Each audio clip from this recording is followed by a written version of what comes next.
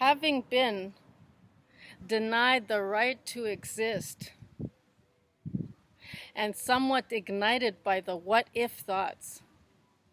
External circumstances are from having been previously imprinted thoughts that could have gathered and grown in momentum. Conflicting beliefs can cancel out each other, or the winner and the loser competitively showing up for a good fight, and will be the cause for much friction, resistance, if you will, in this law of compensation within a karmic structure. Welcome! I'm so glad that you can join me here today. Welcome to this day 318. My name is Reverend Maria Arvanitidis, and this is a course in metaphysical spirituality. And this audiovisual version of my book, you can check it out online. It's The Sovereign Light, a course in metaphysical spirituality. And as we continue on what is resistance? Excerpts are from pages 759 and 58. Let's continue on, and hopefully this will be somewhat of a foreshadow to come in the next episode, with subjects versus matter that has its own free will as backdrop people. Let's forget about everything in this moment and focus entirely on our breathing.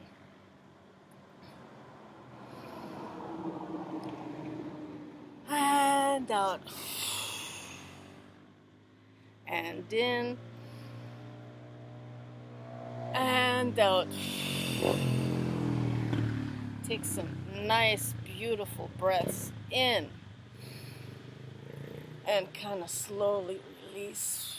And just when you're about to release it all, go in a circular motion by breathing in again some more. And not fully releasing the other breath previously, and keep going. Releasing it slow and not releasing it all, and then breathing in a circular motion. Great. And what are we doing? We're grounding. We're centering this pillar, this chi, if you will. And what are we doing? We're bringing in the mana from the sun, the neutrinos, from the ethereal father and mother, from the soles of our feet, the earth, and God. We breathe it out from our heart space center and anchor. That's great. So, whenever you're ready, let's begin today's affirmation, activation, and won't you say it with me as much as you can? Okay. I can also have another sample on TikTok, just the affirmation for the day to sample, or you can always just kind of pause it and say it again. And I'm here to guide you through this and help you, to encourage you, so that you have someone to say this with. Okay, if not, hear it, soak it in it, and let's begin. Are you ready? I want to hear you say these words with me. Sounds good.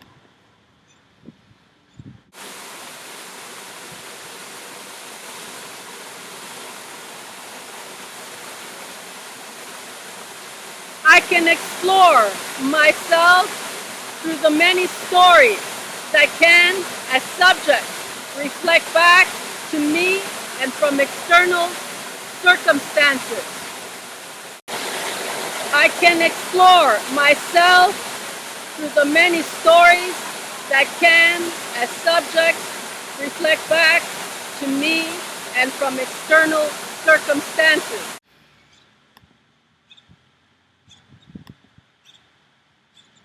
Feel it all the way back to your spine. Your shoulder blades, if you have to, just let your arms out. It helps to expand the lungs even more. And then, say it again. I can explore myself through the many stories that can, as subjects, reflect back to me and from external circumstances.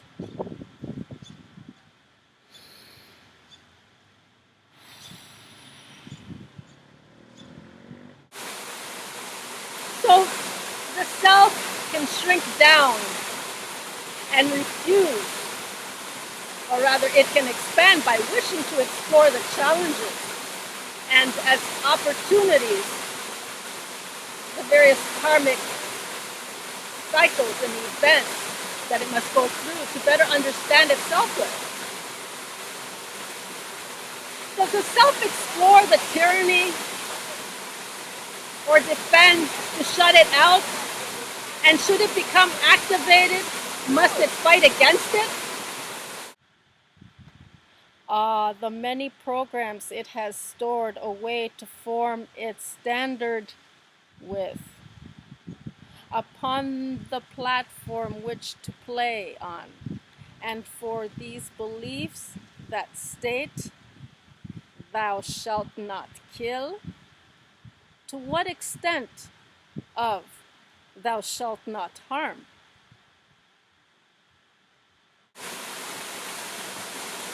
So, it's all a matter of perspective. You can allow it in, you can confront it, you can make space for it. It's how you deal with every interaction that makes the world of difference. So, who makes up these rules anyway? Thou shalt not harm. Some resistance can be found within the many rules that pass through its lineage and that of which has built a character as ethical and moral. Today, learn to explore these teeming aspects and find them from their grouping. Then come to question them, and to what extent have these beliefs really proved to be beneficial? Whereabouts do you find yourself on this indices of exploring today and any other time? Leverage it out. Where do you find yourself in this? Have these beliefs really proved to be beneficial, or the need to further modify through lessons from its own resistance, from your own resistance? And as we carry on to the next page,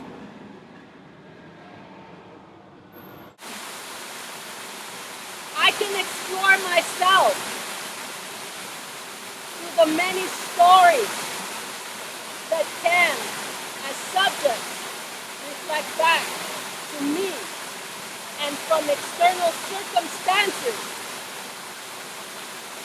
Today is this process that will make for a good practice to suppose to, with the intention to perform such an intake and seek to find them in their core level.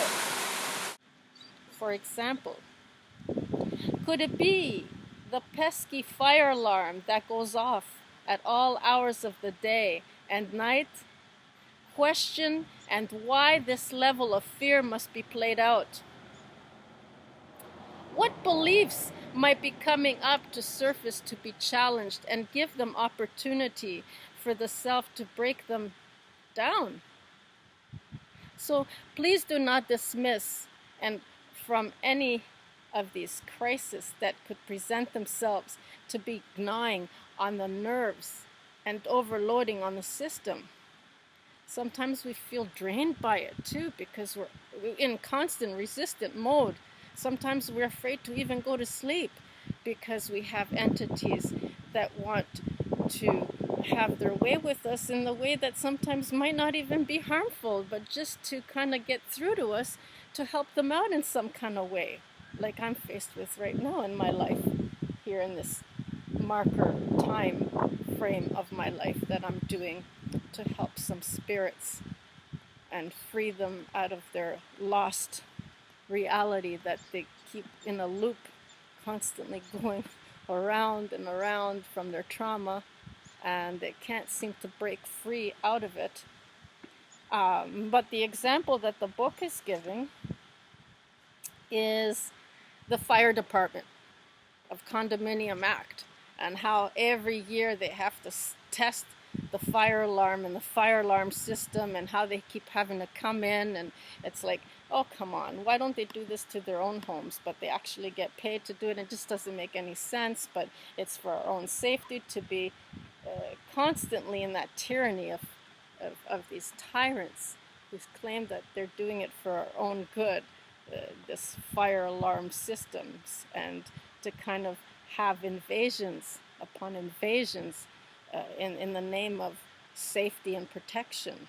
So that's one thing from the outside, that we condition ourselves into agreeing into a communal system that we do, and community living as far as Condominium Act and all these other things, and your own home for fire extinguishers and all these other hypochondriatic reasonings of paranoia and things that haven't happened but might happen, and all these other things, and all we get is children pulling the alarms for attention and getting fined, unnecessary fines that really hurt the system and the condominium and everything else. So are we, in one hand, we're not really doing any good, we're just creating the issues that really weren't there to begin with.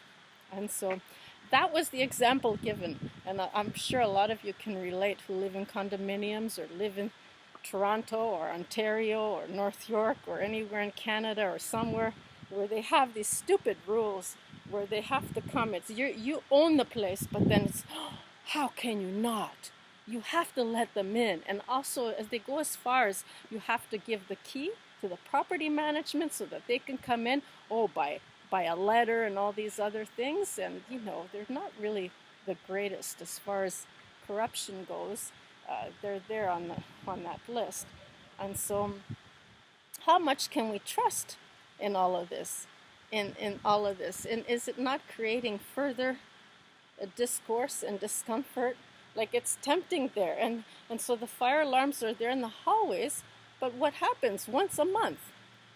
The children, we don't even know, we have cameras or whatever, and they pull the alarm, and then we have to pay thousands and thousands of dollars. And this is how it starts, and there's no fire. You see? And then the fire department comes and all these other things because they got nothing better to do, right? So they're like, okay, well, we're getting paid for this call, so why not? It's like calling 911 constantly because we have nothing better to do. And who pays for it? Not the children who pulled it, not their family members, but the whole community, the whole condominium, all the owners. So this is what goes on. Well, that's just one example. Questioning why this level of fear must be played out. What beliefs might be coming up to surface to be challenged, and give them opportunity for the self to break them down. Please do not dismiss and from any of these crises that could present themselves to be gnawing on the nerves and overloading on the system. What struggle can be found or seen as such? Like, how can you sleep at night when you have the alarms going off in the fire department? And actually, according to their system, you have to evacuate and come down, but all the elevators are now shut. So you have to take the stairs. Well, what if you're on the 20th floor? So what goes on, you see? So what struggle can be found or seen as such, and take the moment to take a step back. Take a nice deep breath, of course, always. And be calm in that eye of the storm. As childlike figurines, perhaps, wanting to take and distract from this here space. I'm sure you have a lot of those. For most of you mothers and other parental figures, they're like, just shut them out for a little bit while we continue on. The moment to take a step back. Take a nice deep breath, of course, always. And be calm in that eye of the storm. Take a step back and look at the beliefs that might be held. Go into receptive mode and ask to see the imprints and view what is there once very subtle. They might come into view.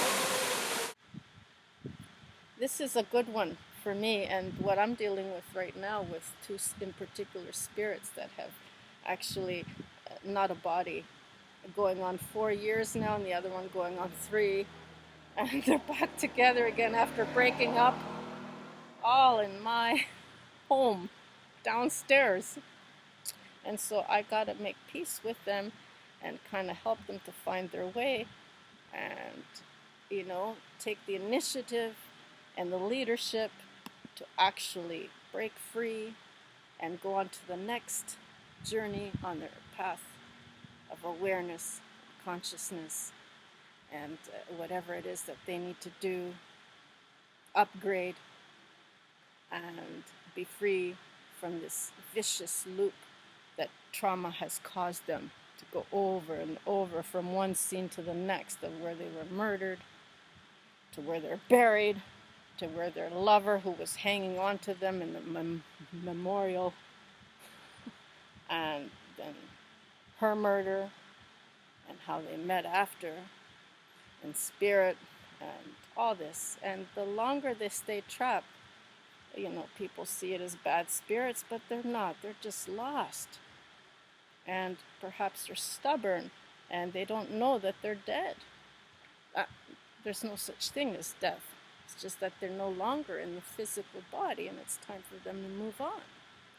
So that's another example. And so after they have gone, there's still the imprints on the walls, and on the doors, and on the floor, and the whole house that needs cleansing as well. And outside and everywhere else. So focus. Go into this receptive mode, and whatever it is that you have going on in your life, ask to see the imprints and view what is there. Once very subtle, they might come into view. Focus in and on the intention to align with at the source of its blueprint, and approach them all with grace and ease. Go on and take as many perspectives. Release the ones that no longer serve for these vows and promises that the self believed in from before. Go on and take as many perspectives. Release the ones that no longer serves, from every different angle that you might see it at, from every different opinion or probability. Is a different angle, is a different perspective to perceive it through. So for these vows and promises that the self believed in from before, what are they? So it could be those things too, for personal spiritual growth. So those are 3 different examples I have given. So the purpose for today and your spiritual ascension and growth that we work through our inner shadows, inner demons, call them what you will, working through the darkness, dark night of the soul, as we clear all those heavy emotional traumas and what we're hanging onto as beliefs. Each and every shadow that we clear and lighten up and dissolve into the light, we ascend. Each time we go deeper into our kingdom, we find the heaven.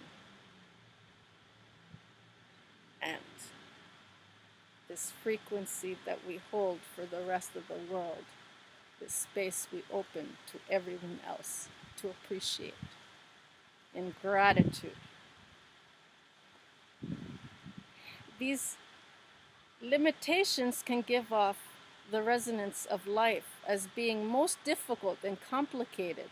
Remove the confusion and fill it in with certainty of what it is preferred. So, what it is preferred. What is it that you prefer that makes you feel good in the having of the experience? Your circumstances. Feel it in your state of being and visualize them with your imagination, this thing called faith. The purpose for today is to find the resistance that triggers in the cause of opposition within the self, the energies that need to be released and transmuted through re-examination of old and worn out beliefs. What are they? See how many you can find. And use your feelings to help guide you through them, to them, in the right direction, hot or cold. How is it that you're feeling in every moment that you're thinking? Your thoughts. How are your thoughts making you feel? And this is how. Work through it. If you will. Divert it into, if something is something that's really bothering you, what is it that makes you feel good?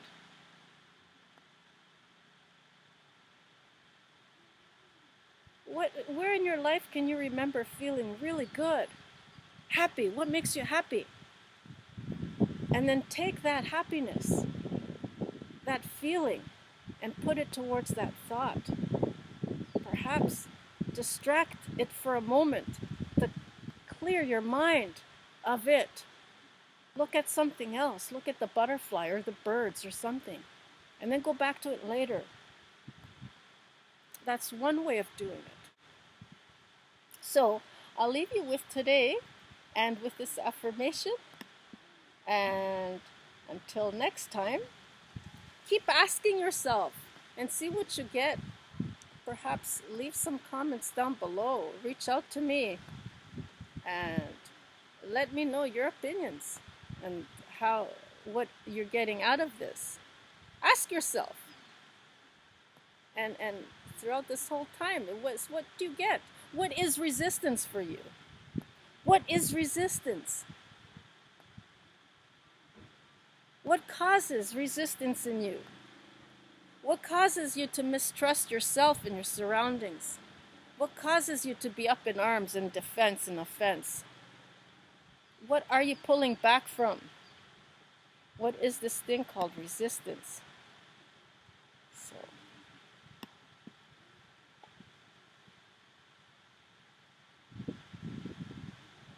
and thank you very much for joining me here today. Take a nice deep breath in.